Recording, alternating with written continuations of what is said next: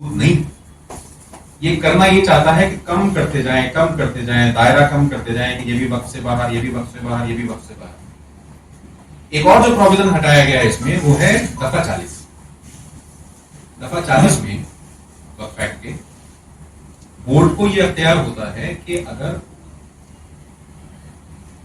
اس کو یہ پتا چلتا ہے کہ فلاں پراپرٹی وقف ہے تو اس میں انکوائری کرے گی اور اس کو ڈکلیئر اپنے یہاں رجسٹر کر لیں گے کہ ایک وقف کے طور پر ہم لوگ اپنے پاس رجسٹر کریں.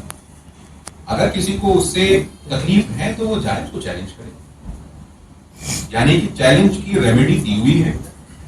ٹرائبل میں جائے، فورم بھی دیا ہوگا ٹرائبل.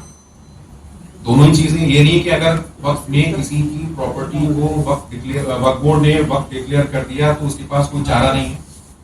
اس کے پاس ہے.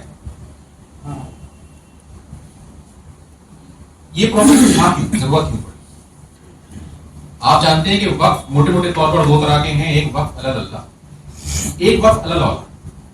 وقف علی اللہ میں وہ سارے سائنس ہوتے ہیں جو بتاتے ہیں کہ ہاں یہ وقف ہے.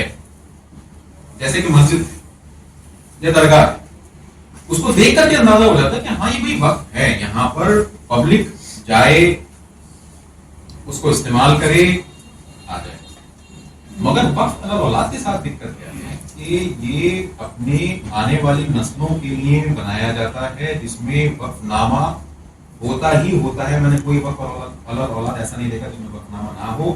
اس وقف نامے کے اندر سب چیزیں لکھی ہوتی ہیں کہ کس کو کتنا فائدہ پہنچے گا، کتنا چیریٹی میں جائے گا، کسی مسجد کے لیے جائے گا یا درگاہ کے لیے جائے گا یا قرآن خوانی کے لیے جائے گا، اور سلسلہ تولیت کیا رہے گا کہ اس کے بعد کون بنے گا متولی. اب مصیبت یہ ہوتی ہے ایسے اوقاف کے ساتھ کہ کیونکہ یہ ہوتے کیا ہیں، یہ زیادہ تر ہوتے ہیں مکان یا دکان جن کے کرائے کو لے کر کے یہ انتظام کرا جاتا ہے کہ کرایہ آئے گا تو کرایہ پوری میں اتنا حصہ اس کا ہے، اتنا حصہ اس کا ہے، اتنا حصہ اس کا ہے، جو باقی بچے گا وہ فلانے کام پر لگے گا. اکثر و بیشتر یہ ہوتا ہے کہ ایسے وقت ڈکلیئر ہوتے ہیں. متولی یا بینیفیشری اس وقت ڈیڈ کو اپنے پاس رکھے بیٹھے. اکثر ایسا بھی ہوتا ہے کہ آگے جا کر کے وہ اوقاف بکتے ہیں کیونکہ کسی کی نالج میں وہ لائے نہیں جاتے ہیں کہ یہ وقف ہے تو وہ بیچے اور خریدے بھی لیے جاتے ہیں.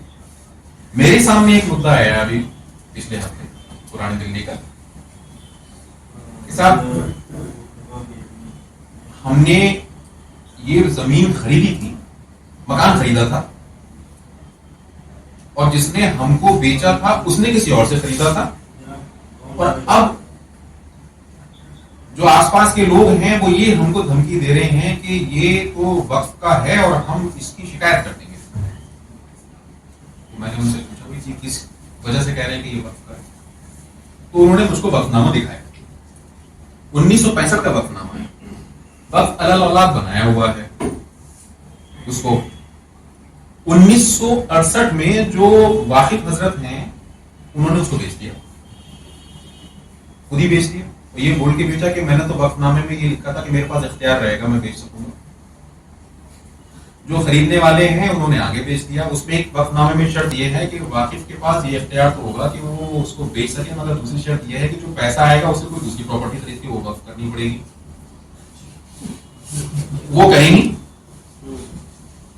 اب اگر ایسی جو پراپرٹی ہے وہ وقف بورڈ کی نالج میں 30 سال بعد آتی ہے، 40 سال بعد آتی ہے، وہ کیا کریں گے؟ وہ تو وقف کیونکہ ویسٹ ان میں کرنا ہے تو وہ تو رجسٹر کریں گے، انکوائری کریں گے، انکوائری کر کے اپنے رجسٹر میں لے کر کے آئیں گے. یہ پروویژن ہے. اب وقف بورڈ کے پاس یہ اختیار نہیں ہے کہ وہ کسی اپنی جانکاری کے بیس پر اگر اس کو پتہ چلتا ہے کہ یہ پراپرٹی وقف ہے تو اس میں انکوائری کرے وہ رجسٹر کر لے. ایسا نہیں ہو پائے گا. مطلب اگر وقف ہو گیا تو ہو گیا.